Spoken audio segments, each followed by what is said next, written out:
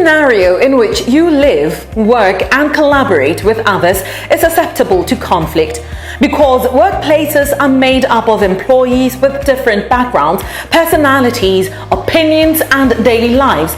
Discord is bound to occur. To navigate it, it's crucial to understand why it arises and your options for resolving it. Common reasons for workplace conflict include a difference in opinions, viewpoints or personalities, biases or stereotypes, a variation in reasoning or information processing styles, and many others. Although conflict is common, many don't feel comfortable handling it, especially with colleagues.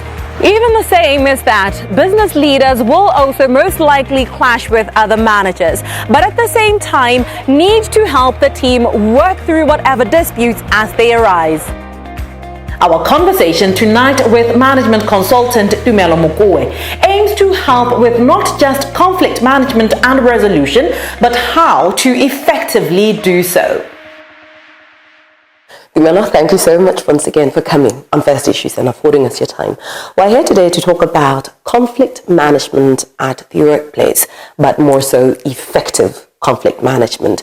Let us understand here, in the context of work, how does conflict look?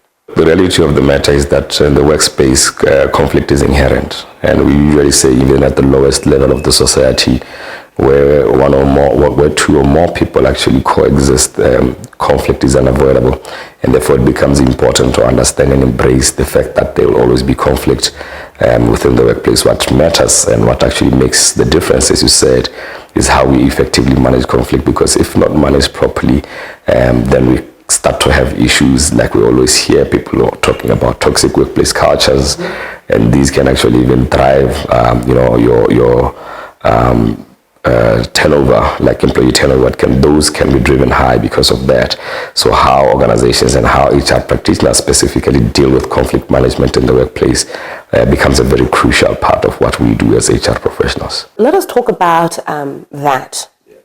How do we deal with conflict, especially at the lower levels? Thank you very much. I think what is important is to ensure that there's neutrality, there is impartiality when dealing with. So HR practitioners need to ensure that when they deal with, when a conflict is presented, how they deal with it, they do not take sides, they do not assign blame. They need to ensure that they engage with all parties involved in the conflict in a manner that is actually seen not to be assigning or apportioning blame to any one of the parties, remaining objective in the process. But what is also key is to maintain an open communication lines. Open communication lines basically means that anyone can come in at any point and raise their issues or grievances without necessarily feeling like they will be victimized within the workplace. So I think if we get those two concepts right, the third one will be now the how part, because the what is the conflict itself, but the how part then becomes, these people, have they been trained adequately to be able to deal with conflict in the workplace? So it becomes important for employers and HR practitioners to ensure that they equip themselves with the right skills to be able to deal with conflicts at different levels within the organization. Let us now flip the coin to the employees themselves, right? Yeah. We've just been talking about HR, but now let us bring it down to the people who are doing the work at the lower levels, especially, right? You're talking about being trained.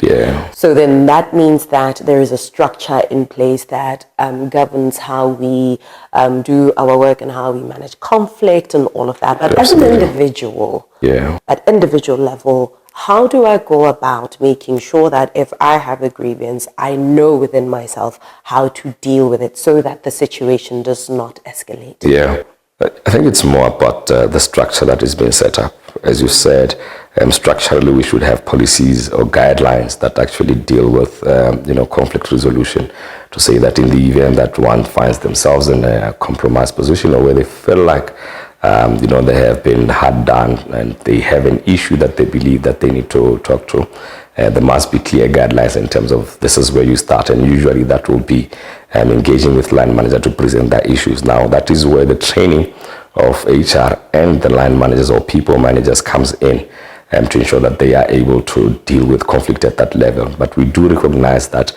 not all the conflicts will be resolved at that level. Then you need to escalate such conflicts to the next level, and usually this will be to now HR to say, we have this issue, can you help us deal with it? And then that would be another level or another stage altogether of dealing with the conflict. So what is important is for the people at the individual level to understand the structures that are in place, to understand the guidelines, and to ensure that they follow those guidelines, to ensure that they are not frustrated any further.